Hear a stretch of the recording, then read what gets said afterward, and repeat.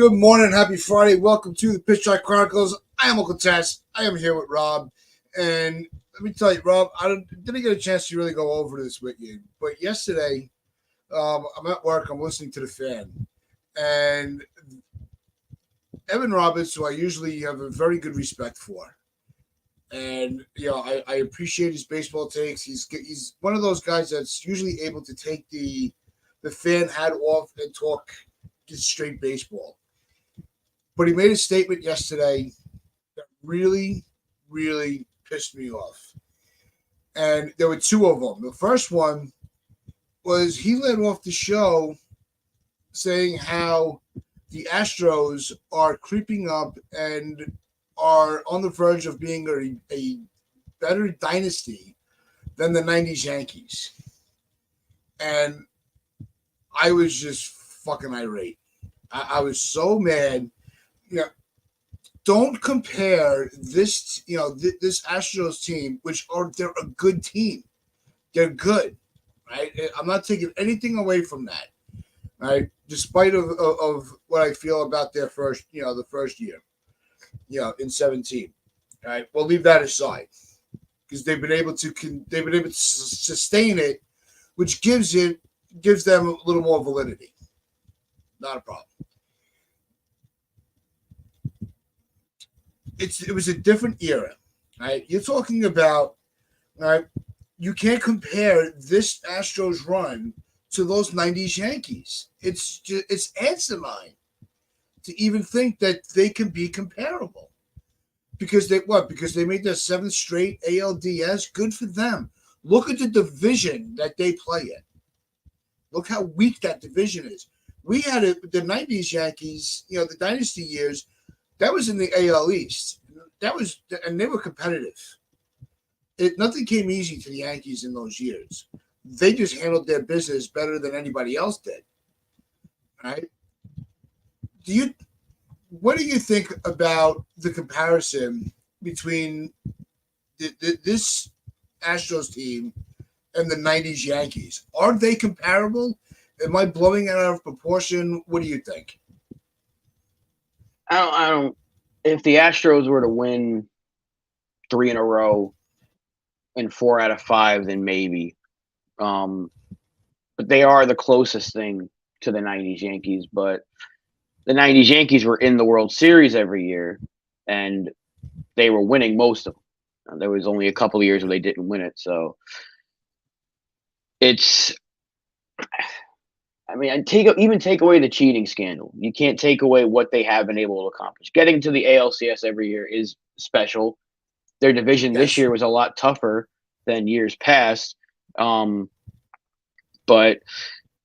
I don't think you can be a dynasty until you've won multiple in a row. Like the Patriots are a dynasty in the NFL because they kept winning championships. Excuse me. That was a dynasty. Yeah. That was way back in the day when they were relevant. But now the Yankees were a dynasty in the 90s because they won every year. But the Astros are just a really, really good team that can be a dynasty. If they win again this year, you can start calling them a dynasty because it'd be the first team to win back-to-back championships since we did it. So, I mean, until they can do that, I mean, what would they have 3 since 2017? That's pretty big. That's a good number. I wish we had 1 since 2017, and they've been to several. So, I mean, they're on the cusp of being a dynasty, but there's no shot they're a bigger dynasty than we are because we ran through the league. Up until 01, you couldn't beat us, and I don't know how you can say that they're a better dynasty than we were. I think this is just once again the radio people trying to get clicks because those morons, BT and Licata, said that Philly, the atmosphere in Philly over this past series is better than anything they've ever heard in New York sports. And I'm thinking, were they not around in the 90s when the stadium would shake? Mattingly hit a home run into, the ALDS, and the stadium was like about to collapse. It's like, stop trying to, just because it's been crazy in Philly and they have great fans over there, they're very passionate, they're making noise, doesn't mean everything has to be compared to what New York does. New York does. This is just radio hosts trying to get clicks. And that's really what it came off of. And a few of the callers called them out on it, and everybody was trying to figure out what the definition of a dynasty was. There's nothing in the West's dictionary that says your dynasty is defined by, blah, blah, blah. It's three straight, World Series or three straight championship, games, sustainable runs. To me, it's the, they're like, well, they're in it every year. And there was one caller that stood out, and I see a lot of the comments, and we're going to get to those in a second because you guys are really making some good points. That's like saying that the Buffalo Bills were a dynasty because they went to 4 straight. It's sustainable success does not make you a dynasty team. It's the titles that make you the dynasty. It's the consecutive titles that get put into that classification of being a dynasty. Like we said with the Patriots and the Cowboys, with the Yankees. The Yankees were the first dynasty team. We were the first to really have that sustainable run, in any of the sports. The Bulls were a dynasty. That's another one, NF. That's what it comes down to. It's if you're able to go, like you said, if you're able to go, what was it from 96 to 2000? Right, we were in the World Series every year, and so that's what 4 out of 6 years that we won it. That's a dynasty, situation. Not because if we would have only won one of them, then no, that's not. Then we would not have been a dynasty. We would have just been a championship level team. That was a championship caliber team. Not this, well, we made it this far, so we're better than everybody. No, it doesn't work that way. And if you want to use the just getting there excuse, then Brian Cashman would think that we're a dynasty now because we've gotten the 3 ALCS since 2017. So, no, they're not. They are an American League dynasty, I guess. And again, if they win this year, then I would say they are a dynasty. I think the San Francisco Giants were close to a dynasty when they were winning every other year or every even year, whatever it was. But until you win consecutive championships in a row, like I said, if they win it this year, I'll call them a dynasty. Are they a greater dynasty than what we were in the 90s? Probably not. But if they do it again next year, then you can certainly make that argument because it'd be, 8 straight years of being in the championship series. And if you win 3 straight World Series and you've been to 8 straight where you were the Final Four, then, that's a pretty dominating dynasty right there. But until you win a bunch in a row, it doesn't really compare. The Yankees won 4 championships in 5 years, 96, 98, 99, 2000. So, and then they came 1 win away from doing it again in 01. So that's a dynasty. And that's a dominating dynasty because nobody could beat them until the Diamondbacks, but nobody in the American League could beat them. And until the Diamondbacks caught fire in that series, no one can beat us. Teams have been able to beat Houston. We can't beat them, but they've lost twice now in the World Series, and they lost in the ALCS in 2018. They lost it in 2020. So, again, let's just see. If they lose in the ALCS this year, you can't call them a dynasty. You just can't. No, I think if they fall to Texas, I think the whole dynasty discussion goes right out the window. I do agree with that. And I don't, and it's not a bitterness that as a Yankee fan that Houston's in it every year. When our team did it, we embraced it, we enjoyed it, we reveled in it. So just because it's not us doesn't mean that it doesn't count. I want to make that part of it clear. It sucks that it's the Astros. That they've become our rivals of the AL. Like in the 90s, it was, there were more, we had to go through multiple teams. We also, it just really gets me going because all it is you have a non-Yankee fan or non-Yankee fans overall, right? And I'm really picking on Evan, right? And I couldn't get through to the station yesterday. I really wanted to get into him on it, but if you're going to try to bring us down because your team suck, right? The Mets fell apart. They had to trade everything off. You know, your basketball team has not been able. You know, they tried, to make a big run for it. He's a Nets fan. I know you are as well, so I'm going to be a little nicer about them. And he's a Jet fan, so he hasn't had anything to be excited about. He got 4 plays of the football season and it was over. So just because you're bitter about not having anything positive to talk about with your teams doesn't give him the right to come on the radio, like you said, for clickbait and try to bring everybody else down with you. Go fuck yourself. And like he's always joking around, with the Will Smith thing, keep our dynasty out your damn mouth. Yeah. All right. That's how I'm going to close that out. But I want to get into some of these comments, Rob, because they're bringing up some good points. All right. We got Spencer in here. Bragging about 7 ALCS titles is like boasting about having straight B's on your report card. Yeah. I like that one.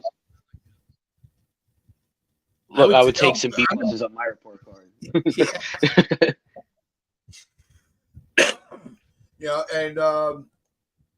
he added another comment. Call the Astros dynasty is diminishing what it takes to be considered a dynasty. Facts. It's not about being the most dominant team. It's about being having the championships to back up those dominant years. The Astros have not been able to do that consistently. The dynasty are consistent winners. Okay. The Bulls were a dynasty during the Jordan days. Facts. I mean, the Bulls it didn't matter. When you're a dynasty team and you have those runs, you don't have to be a fan of the sport to know what's going on. I'm not a football fan. I'm not a basketball fan. I'm not a hockey fan. Right. But I knew who the greats were. I knew who the good teams were. You can't help but hear it, all around you. I knew who the Bulls were. I knew what they were doing. The same thing with, in the 90s with, when it was everything was about San Francisco and the Cowboys. Those were the dominant teams back then. The Cowboys did the three, they had the three-peat and still talked about. What's going on with Dina? So his comment here, the Yankees won 3 championships in a row, almost 4. That's definitely the definition of a dynasty. Exactly. That's what the definition is. It's the consistency. It's the consistency of winning it all, not getting to the show, not getting to it. That doesn't count. When we talk about, we won all those rings, and they're like, well, you didn't win it in 97. No, we know that. We pay attention. We're not, we were able to get it done as more often than we failed at it in that period. That made us a dynasty.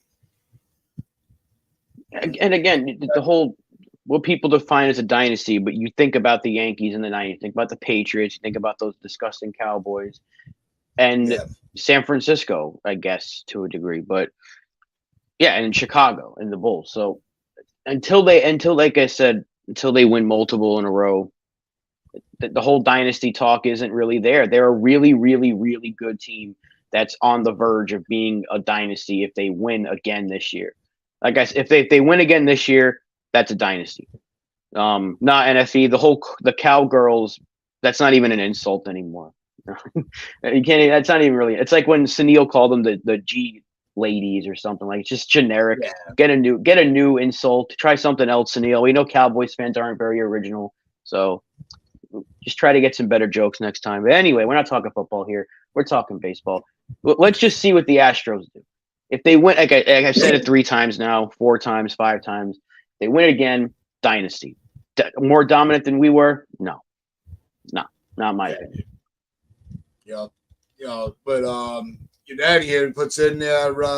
Put it this way: if Judge was healthy and the kids came out and all the All Stars break the Yankees, would have knocked the Astros out this year in the playoffs.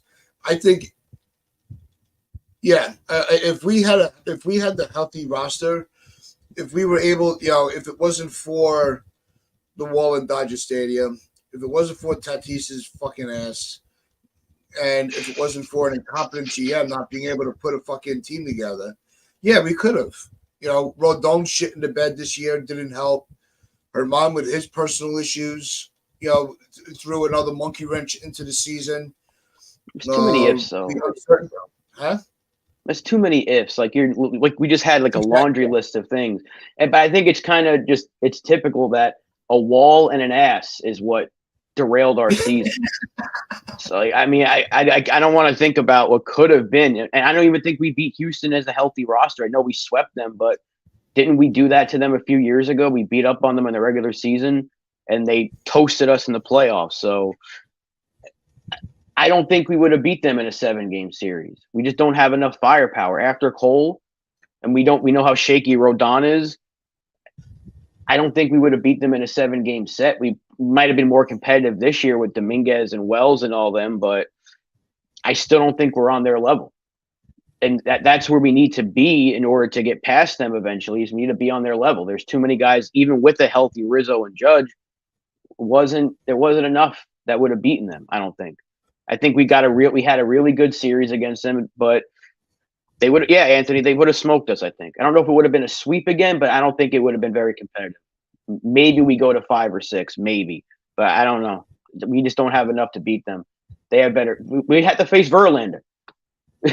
We know what Verlander does to us in the playoffs. He shuts us down. We could have been having 7 straight games going into the playoffs, scoring 10 runs. We'd face him once and he'd shut us down. So that's just how it goes against him.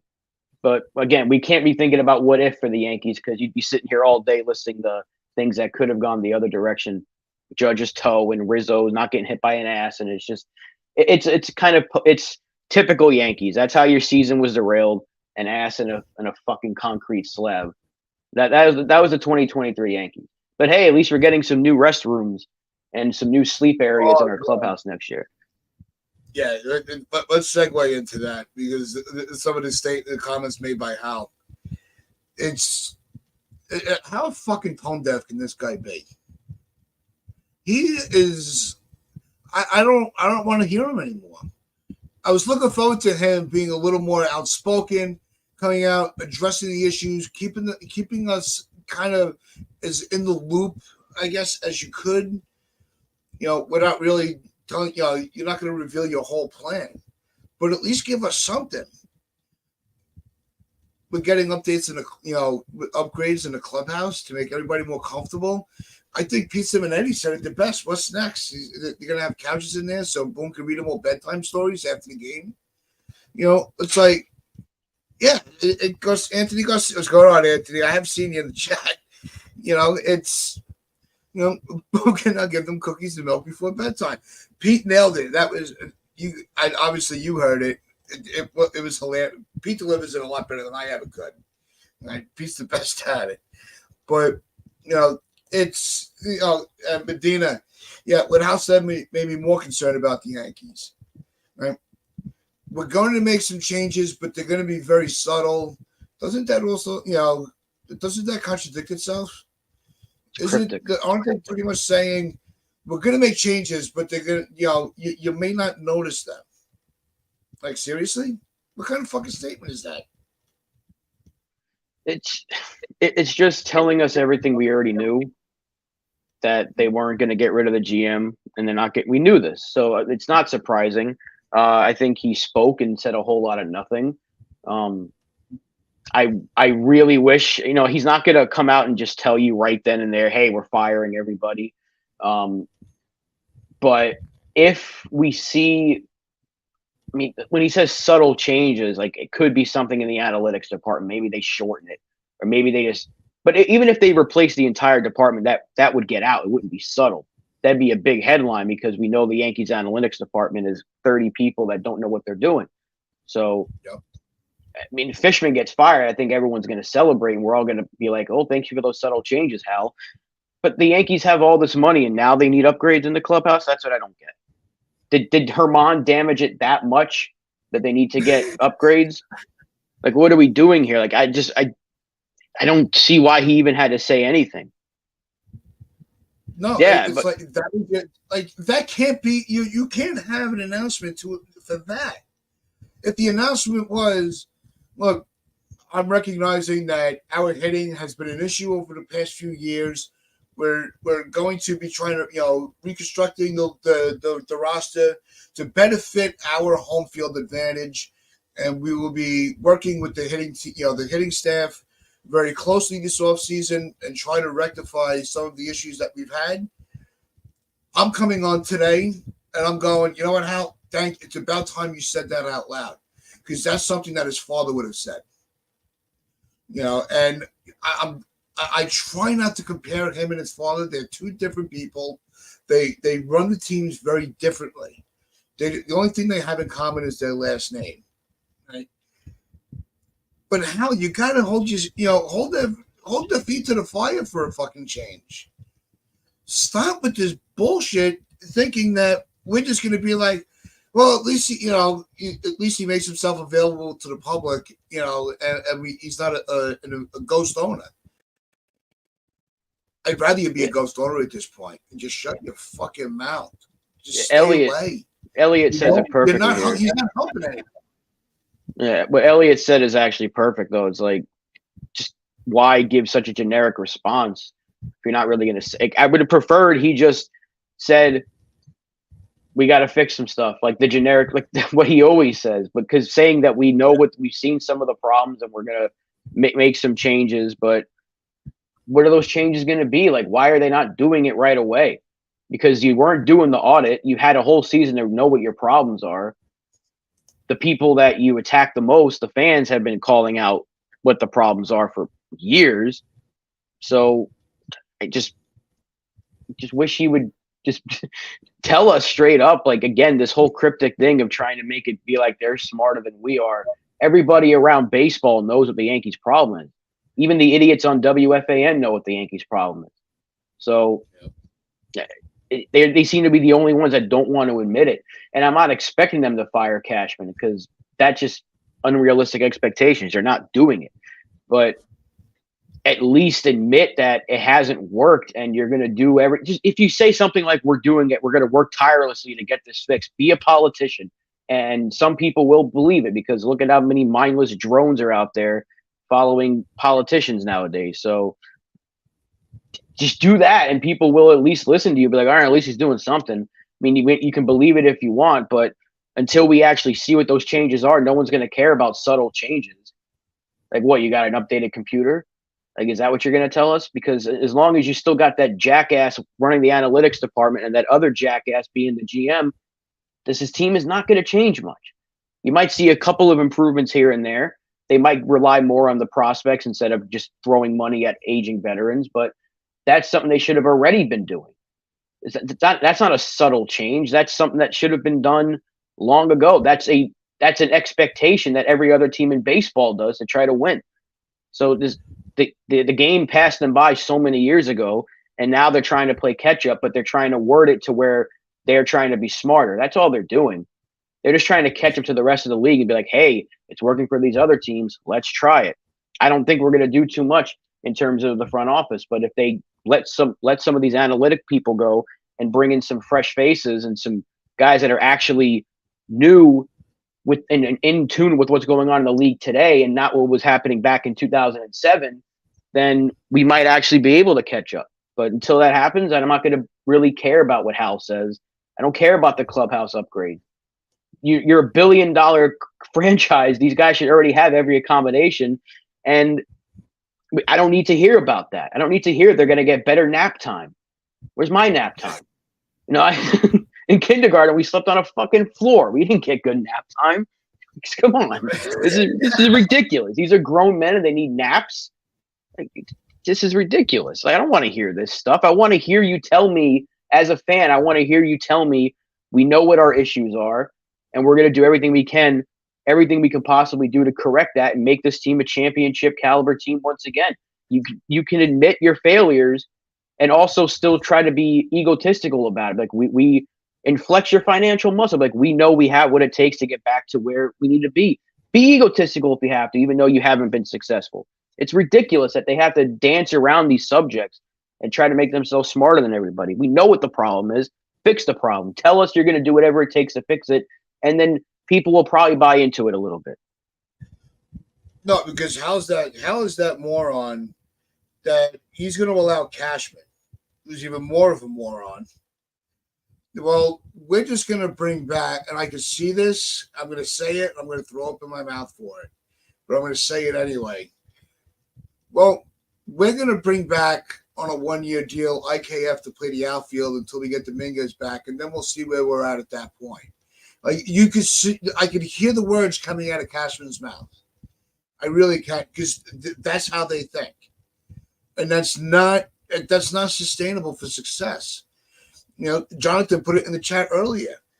They need to go back to being more lefty oriented in their lineup. Build, just like Mike Stick did, right? Build the roster to the stadium's, your home field dimensions. If you get a better favor of being left-handed because of the short porch, go after your primary target should be left-handed bats. Juan Soto, right? They already shit the bed by passing up on Harper, which is, the big talk in a couple of the chats yesterday, more so with Hector and TC. That's going to go down as the biggest miss in Cashman's tenure, even his whole career, if he goes anywhere other than the Yankees. Missing on Harper is really starting to bite them in the ass. Look at what he's doing. Look at what he's doing at this point. Holy shit. And he goes home. I don't know if anybody saw that he went on Twitch and rewatched. He was watching his home runs over again. Like he is so into it. He taught. One of the things he likes to do in the morning when he's getting ready is Seager's another one, Garcia. You're right. It's when he's getting ready. One of the things he does, he listens to Philly Sports Talk Radio. Where every other player, coach, we don't really pay attention to what the people are saying. He does. It motivates him. That's his motivation. If they're pissed off, I need to do better. If they're excited about it, I need to keep that excitement going for them. And he's been known to call up the station from time to time and just kind of throw in his 2 cents into what everybody's saying or clarify something. This guy is all into the Philly atmosphere. Imagine that in New York. Holy shit, we would be unstoppable. You have him and Judge in the lineup together? God damn. Yeah, it was a missed opportunity. I've said it several times, and I'm not going to shy away from it. I don't think at the time the Yankees were necessarily wrong for not spending on him when they did have a lot of money invested into the outfield already. But you could have made moves to clear up the spot. I still think the bigger miss was Machado because we desperately needed a third baseman more than we needed an outfielder. But you put Harper in this lineup right now, and obviously you put him in the lineup in 2019 when we played Houston, we probably beat them, right? It's as simple as that. But he's a miss on a long list of misses because you look at the money he could have given to him or Machado or both, or the money he could have given to Seager. And look at Correa, what he's done so far in the postseason. He's been really good despite his regular season not being great. But these are big misses, and the Yankees have the financial muscle to get these guys. Even if it was one of Machado and Harper, the fact that we didn't get any of those guys that offseason, because that's all we were hearing about. The Yankees, they're shedding salary because they're gearing up for the 2019 offseason. That's all we kept hearing. You're going to have a lineup with Judge and Machado and Stanton and Harper and Sanchez, and this team is never going to lose again. And then they're going to go sign Garrett Cole, and they're going to do all these things. And if you think about it, all those moves that they passed up on. Look at the money they've shelled out in recent years to certain players. Like Donaldson again. Donaldson is making, I think, or what he was making was the same amount as what Harper's making in Philly, something like that. So very, very, very close in the yeah, I don't know the exact number, but it's just Brian Cashman has been missing the fact that he didn't want to sacrifice a championship for championships, yet he missed out on several players that could have helped him get championships. Look how close we were in 2019. You know, we had a good team. It could have been even better if they just shelled out the money for players that wanted to be here. That's the thing about Harper. I'm not going to keep going back to 6 years ago when he said he doesn't see him playing first base because, again, he's only playing first because he's injured. So, yeah. But the fact that Harper wanted to be here and the Yankees are like, we're not even going to entertain it, that's what bothers me the most. They brought in Machado for a visit and didn't even give him an offer, and he wanted to be here. Like, those are things that piss me off. Like, why even, like, these guys want to be Yankees. Make space for them. Bryce Harper wanted to be a Yankee. Manny Machado wanted to be a Yankee. All the money you would have given out, guess what? They could have done the Star Insurance thing back in 2019 to get some of that money back they spent on the free agents. And no one would have gave a shit. Why? Because we just signed Bryce Harper and Manny Machado. And we probably would have been the World Series champions. No one would have cared about a Star Insurance patch. But these are the things that bother me. You could have had them. It's mainly Machado that bothers me. But the thing is, when I say in 2019, we had Stanton, who was just coming off playing the outfield. Judge was going to be healthy, and Hicks was coming off a fantastic 2018 season for $10 million a year. I get it; they wanted to be cheap. It's fine. In hindsight, it was not fine. But yeah. Gardner was still there. They still had to pay Ellsbury, so I understand it financially. You weren't going to pay all this money to an outfielder to slide him over to first base, still in the prime of his career. But if you can do it all over again, if we had the fucking DeLorean and go back in time, you'd smack Cashman in the face for saying that. But we didn't know back then that he'd be injured to where he had to play first base. That's the one thing that's bothering me is, like, it's 6 years ago that he said this. Seeing him playing first base is not realistic. And he's right. He was right at the time. That wasn't realistic. But if we had him now, obviously things would be a lot different. I'm seeing him pop up every single 2 minutes from Yankee fans. We could have had this. But I guarantee you, once he got hurt, you would have been calling it a waste of a contract. I guarantee you that. A lot of fans would have done that. Yeah, we're having to do the Tommy John surgery. This fan base, and we're all diehards here. We're all friends, family. We could all admit it to each other. We would have been freaking killing Cashman if Harper had to go. If the injuries were with us, we would have ripped them apart. You know, another wasted contract. You could have had, so and so, because that's what we do. And it's more so with the casual fan that they're like, well, we could, why are you doing this when we could do that? Because you're not thinking long term. Nobody knew he was going to be a first baseman. That was such it was just a very strange circumstance that he ended up at first base.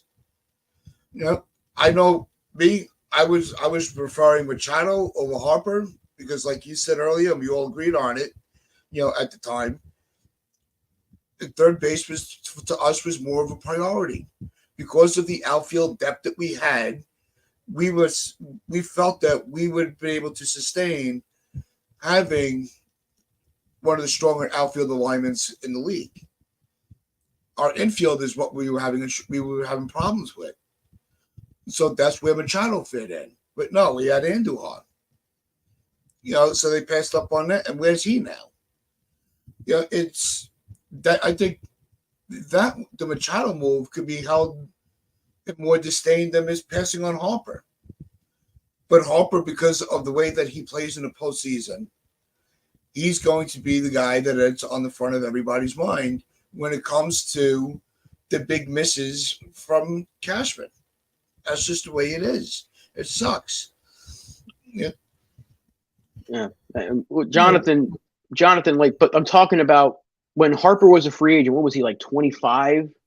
I don't know Yeah, how old he was. He was young. there's 20. He was in the prime of his career. You're not signing an outfielder in the prime of his career to slide him over to first base. That's something you do at the tail end of someone's career.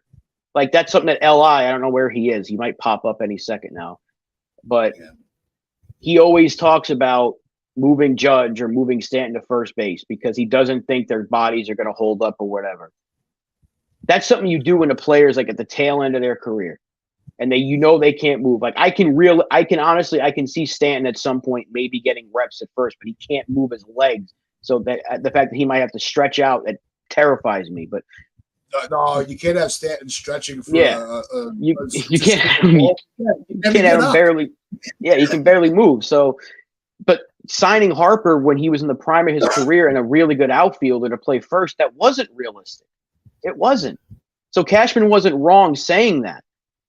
But the idea that you couldn't be like, all right, well, we're going to try to move Ellsbury, or we'll just bite the bullet with Ellsbury's money, or let's trade Aaron Hicks while his value's high after a good season. Like, you could have made moves to free up a spot for Harper, and Gardner could have been your fourth outfielder, right? Nobody would have complained about that.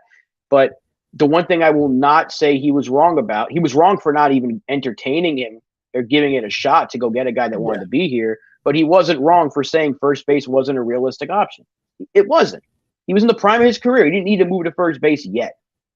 You know, if you sign a guy at the age of 30 and you get him for 10 years, like Judge, I can see him maybe in the last few years of this contract playing first. So I don't think it was.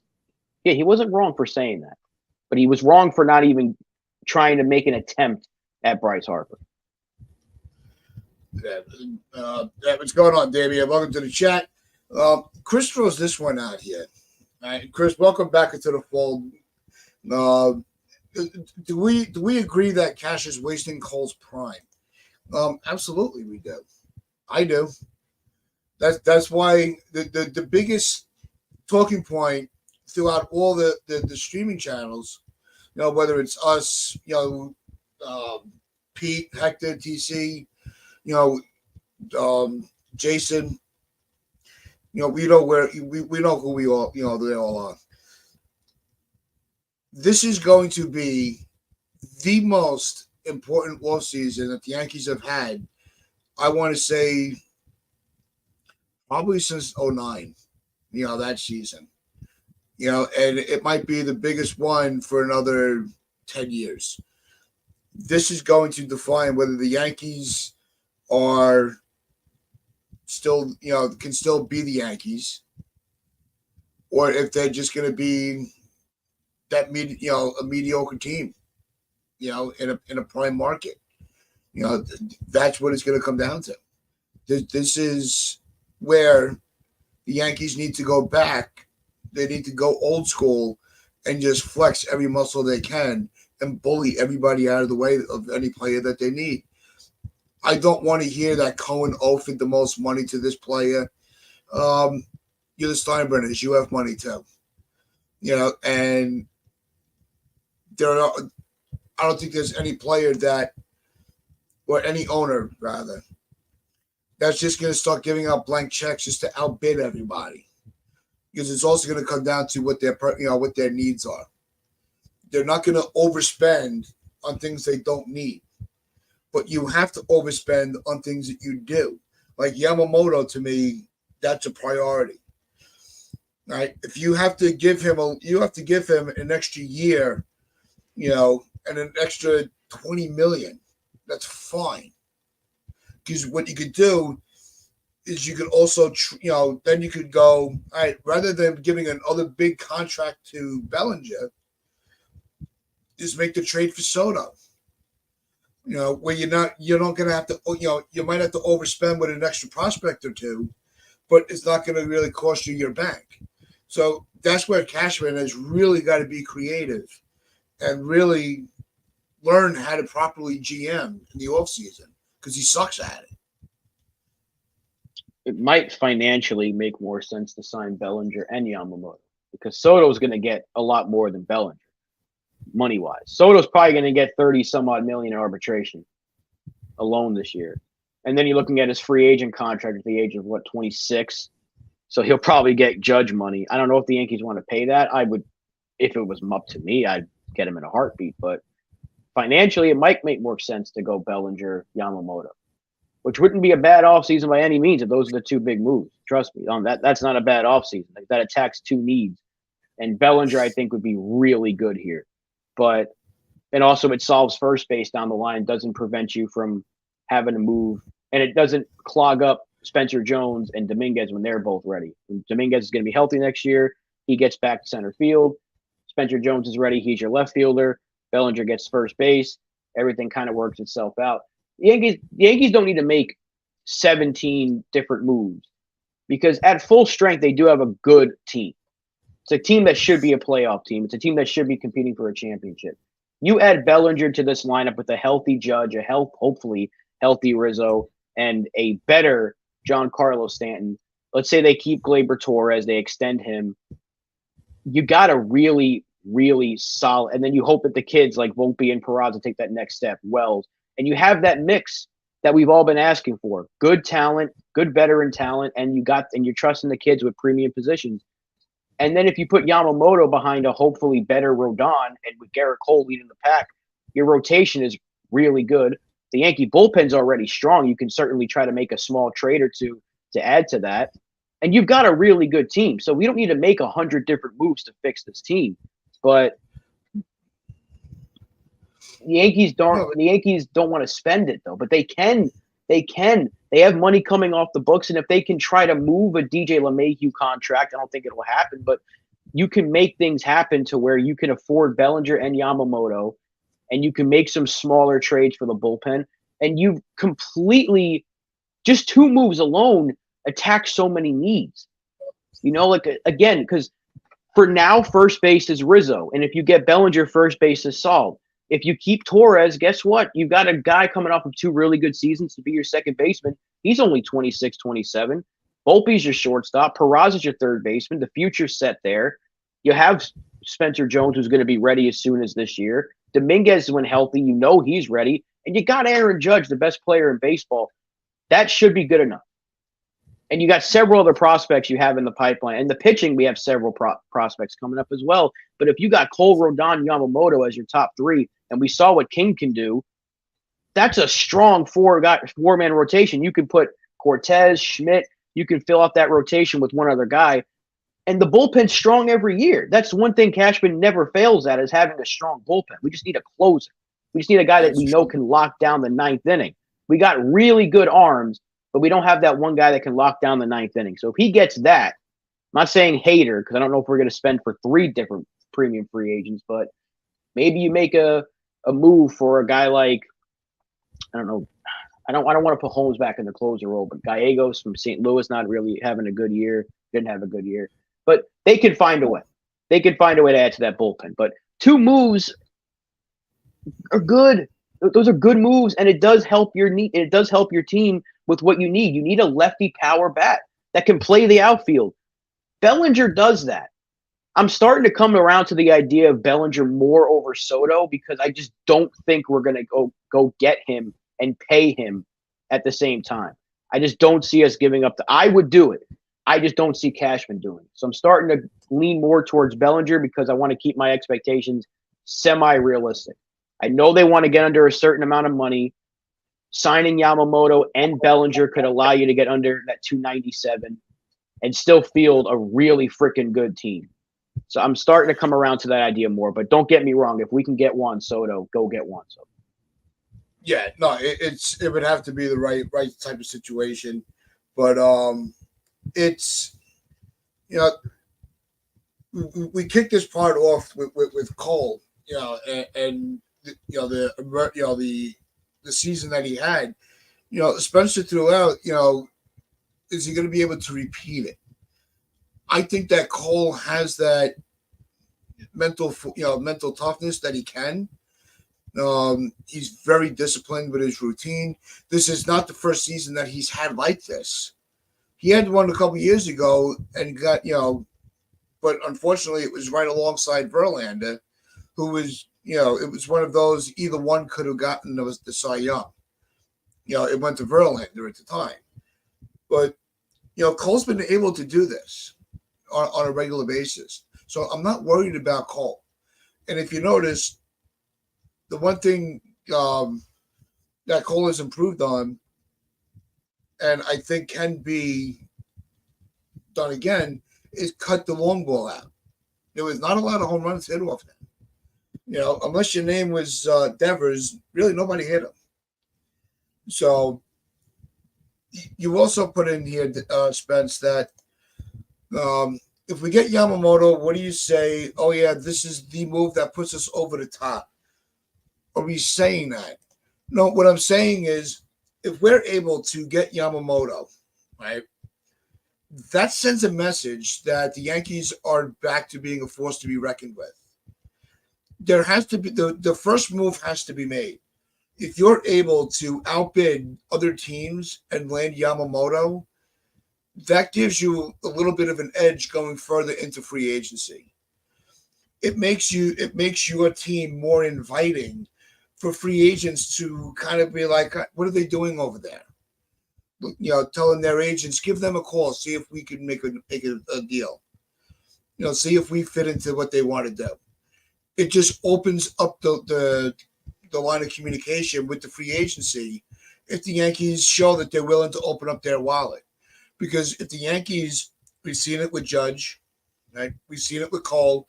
We've seen it with multiple players. When the Yankees want their guy, they get him. Right? Same thing with what the hell is his name? Can't remember right now. Just went completely out of my head, as usual. But it's Rodon. You have to. Was it Rodon you're thinking about? Yeah, Rodon. I'm like, there was a pitcher. Yeah, despite the outcome of the season, we asked for we want these guys to come here. They're getting those players. They're not afraid to open up. See, here's the difference, right, with the Yankees between the way we look at it as diehard fans and where the casuals look at it. We're not, we don't call them cheap. Yankees are not a cheap organization. They just don't know how to spend their money wisely. That's their problem. It's not that they cheap out on players. They listen too much to their analytical team, which needs to be completely redone. And then they,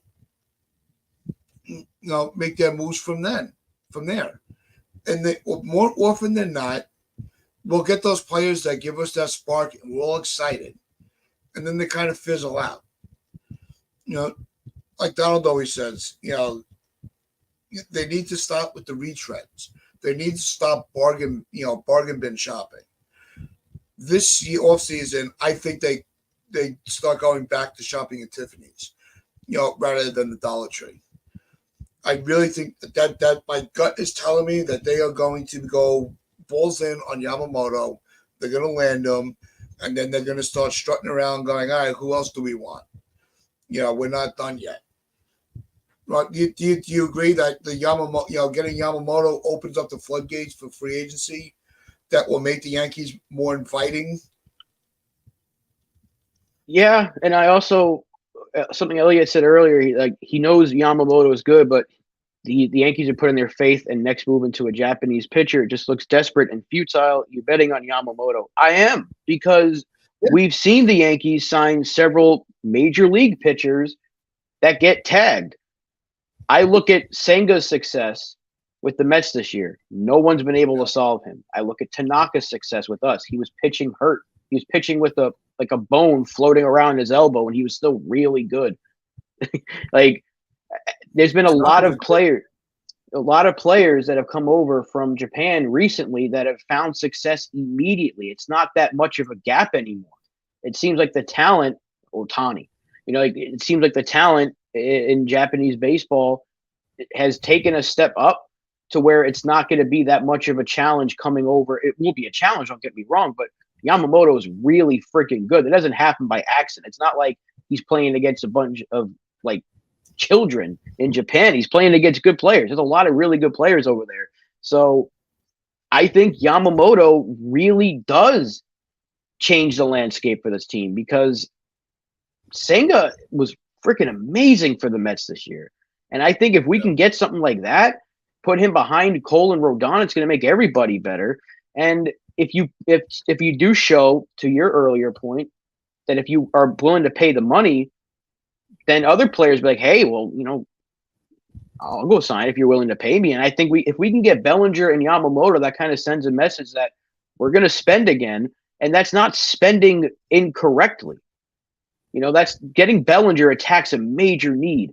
Getting Yamamoto attacks a major need. That's not like we're spending 100-something million on a fifth starter or on a bullpen arm or something like that. Like, you need a left fielder. We've needed a left fielder for years, and we can finally get one. Do we have to overspend probably for a guy like Bellinger? Yeah, but that also addresses first base. Yeah, and Kagawa was the guy you're thinking of there. Davey. He was that was actually a George Steinbrenner thing. That was a George Steinbrenner move. We got to counter Boston getting Matsuzaka. So go get Igawa. That was Steinbrenner's decision. But no, I think Yamamoto changes a lot because it tells us that we're ready to spend, and that's spending wisely. It's not like he's 30-something coming over here and he might give you a few good years. He's like 25, I think, and he just had an ERA of like 1.2 or some nonsense, like some really crazy number that even if it translates to like a low 3 ERA in the major league level, that's still really good. Let's be honest here. That's still really good because after Garrett Cole, who can you really say out of a rotation was that good? Nobody. Rodon sucked. Cortez was hurt. Schmidt was shaky. King was only starting for a few weeks. So I would take that in a heartbeat. Absolutely take that in a heartbeat in this rotation. So I think Rodon's going to be a lot better next year. Will he be a 2-point-something ERA guy he was with San Francisco? No. But if he's a guy with a low 3, even mid-3 ERA, that top 3 in the rotation is one of the best in the league. And that's what we need to have, along with a much better offense. And Bellinger makes us a much better offense. That's a really good those are 2 really big impact signings. And then you can complement the rest of the roster with some smaller moves, even bringing back an IKF for depth and getting some bullpen guys. And the Yankees have a team ready to go as long as they're healthy. And those could be some of the subtle changes that we don't really hear about. Maybe those subtle changes are in the health department. Maybe the restroom, maybe the nap room does work. Maybe I'm trying to talk myself into this nap room being a good thing. Maybe it keeps players from getting hurt every 15 seconds. I don't know. If it can keep Giancarlo Stanton from pulling a hamstring in the 3rd game of the season, then give him all the naps he needs. But they got to find a way to keep this team healthy, and we're going to win a lot of games. But they have to make some big money signings, though. They can't just go ahead and be like, well, we didn't get Yamamoto, we didn't get Bellinger, so we're going to replace it with some random guy. We're just going to go with the same rotation. We're going to stick with this Jake Bauers in left field. We can't do that. We can't do the same crap that has failed every single year. We have to go all in this offseason. And unfortunately, the free agent crop outside of Ohtani is limited. So if you can get Yamamoto and Bellinger, those are the 2 top guys right after Ohtani. So go do it. Yeah, that's what it takes. I want to throw this out there before we head into the weekend, because when you talk about with free agency, the Yankees, they love players with an injury history. It gets them all excited, and warm and fuzzy. How are we feeling as Yankee fans at this point? If they miss out on Yamamoto, they miss out on pretty much everybody. Would you still want them, or are you done with Ohtani being a Yankee? Would you still try to go after him and give him big money, even though you can't utilize him? I wasn't a fan of him being here, even before he got hurt, and my reasons were that you're going to pay all this money for a hitter and a pitcher when he's not going to, which was proven right, which is very rare that I am right, but he's not going to be able to do that forever. But you're going to pay him like he is. So How are we feeling now about the Otani market? Where do we see that going? In terms of the Yankees, I don't think we got. Yeah, I don't. I don't think he's coming here. I'm talking about our team. I can care less what everybody else spends. Let the Mets overspend for him. Yeah. I highly doubt if he was healthy. Like if he finished the season healthy, and he probably wins MVP, and he would have been considered for Cy Young. I could see the Yankees being like, "That's the splash move because we get two things in one." And Otani in the Bronx would be a marketing dream. So, uh, but the fact that he's not going to pitch next year, we don't have a spot for him in the lineup technically because we can't move Giancarlo Stanton anywhere unless we trade him. So any Otani to the Yankee talk is only realistic in MLB The Show, as far as I'm concerned. Yeah, and this is another good point from Medina. Yeah, he doesn't like pitching when he comes into New York. That's a problem. Spencer. He doesn't think he's leaving the West Coast. Neither do I. Um, and Carlos, what's going on, Carlos? We will regret not going after Otani. Trust me. I wouldn't. If it, how can you get this guy? He's going to want minimum 50 million a year. I don't know how long the contract would be. If say 50 million a year for 8 years, right? After the third year, you're paying $50 million for a DH. That's not going to work. That's we think we're fans are complaining about Stanton's contract. Holy shit! This would turn into Cashman's biggest blunder if they gave Otani that kind of money. Do they offer him a respectable number and see if he takes it? Absolutely. I think the Yankees would be stupid not to. But I do not want him to be a target for the Yankees. I want them to kick the tires on him, see if he's able to get him, on the cheap because he's injured. Which is I just saw your comment, Carlos.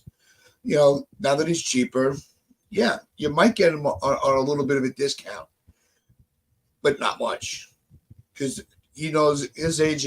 They know what he is. You're not. They're not. He's not going to get a bargain contract.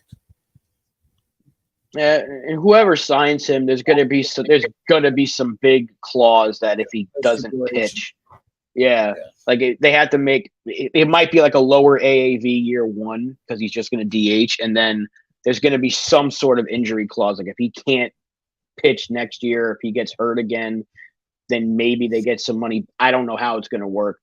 He might benefit, to be honest. He might just benefit from a 1 year or like a 2 year deal with the team to where he can hit year one, pitch year two, and then goes back to free agency and gets the big deal because I don't know if many teams are going to want to pay him now, not knowing about the future.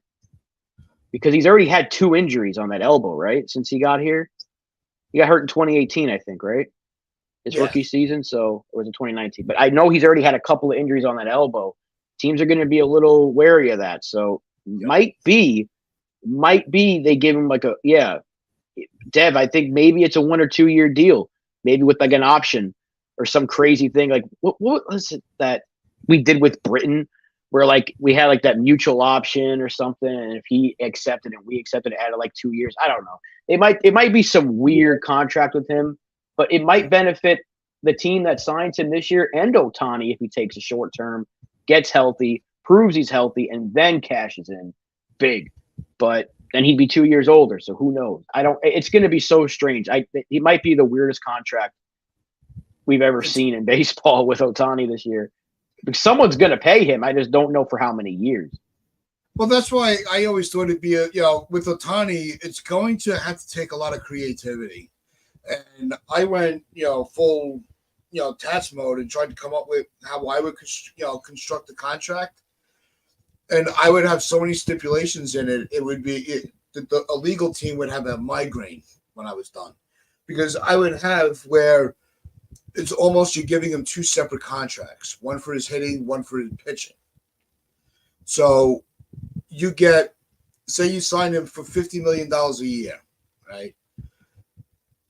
After the fourth year, if he's no longer able to pitch, then once he stops being, he's not able to pitch anymore as a starter, right?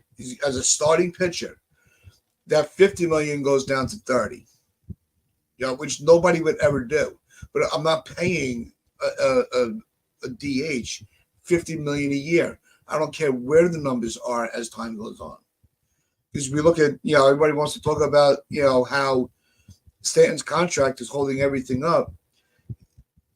He's making bargain money for a lot of the sluggers in the league. So you can't, you can't just go, well, with the money. It's just money. I get that. And you got to start somewhere. It's going to be very creative, but I really wasn't thinking about the 1-2 year deal with Ohtani at the moment. But actually, that isn't not a bad idea if you're able to do something like that. If the Yankees go, all right, we'll give you a 2-year deal.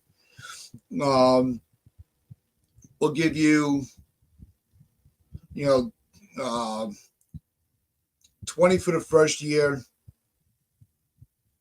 As long as you're able, if you're able to pitch, if you're able to get to X amount of innings or starts, we'll give you a $5 million bonus, something like that.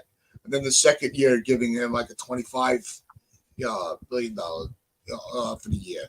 Well, he's not pitching next year, though. That's already guaranteed. He's not pitching next year. Yeah, so, right. And then you got to worry about how long is it going to take him to come back, though, is the question. So I don't think the Yankees are even an option for him because we still have Giancarlo Stanton that can't move. So you have to DH him.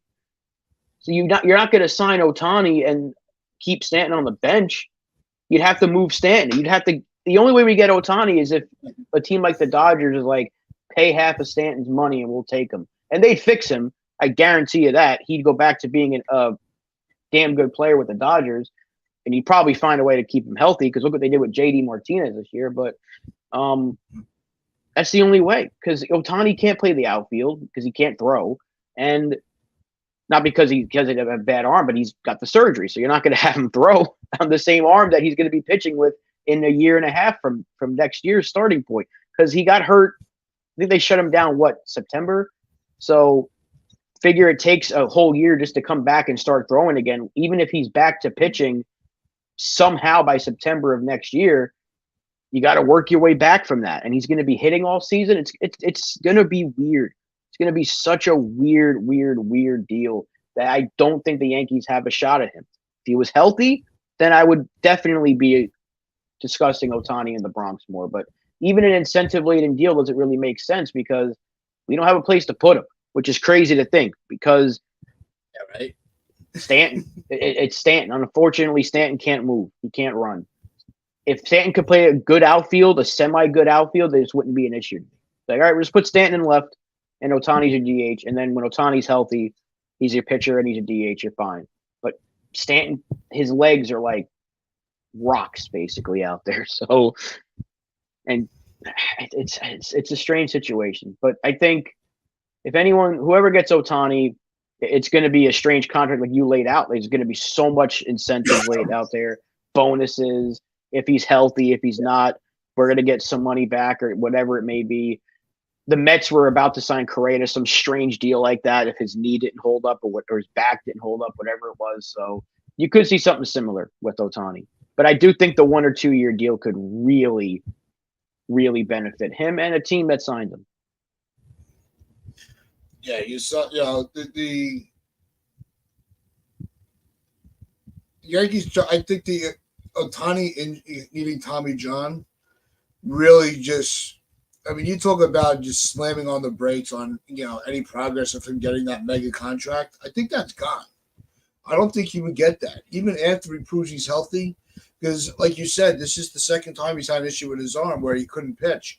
Teams don't, unless you're the Yankees. Well, the Yankees would give him a $20 million, 20-year contract, but they would give him the Bonilla treatment, just to say he was a Yankee. But I think a lot of teams are gonna aren't going to be as aggressive for a guy like Otani. Especially when you can't use him next year. So it's going to be interesting to see where.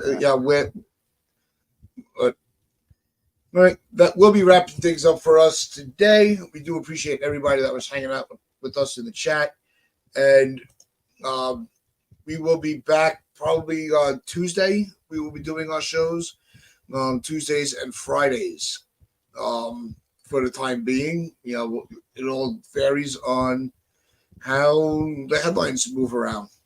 But we do appreciate everybody that has hung out with us this morning. Hope everybody does have a good weekend. If you haven't already, smack that like button, hit that sub button. Let's keep the count going. And as we always say, wear those pinstripes of pride and play hard.